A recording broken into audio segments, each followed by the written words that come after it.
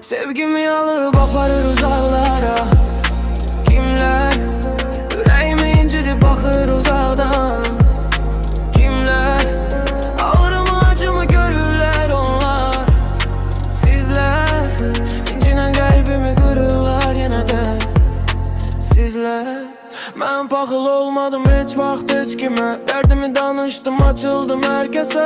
Məni yaraladı çoxları bilərək. Dərdsiz başıma dərd yüklədi gülərək. Kimə güvendimsə yarı yolda qoydu. Ürəyim sustu ama içimdə duydu. Yaxşılıq etdikcə qarşılıq görmədim. Bu qədər dəyişən insanı bilmədim. Sevgimi alıp aparır uzaqlara.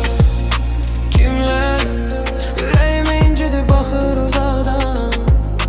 Kimlər ağrımı acımı görürlər onlar. Sizlər incinen kalbimi kırırlar yine de. Sizlər Dünya mənasız insanla doludur. Boş boş gezen neçə adam var. Bədən insan tapmaq çətindir. Hardan tapım mən özümə dostlar.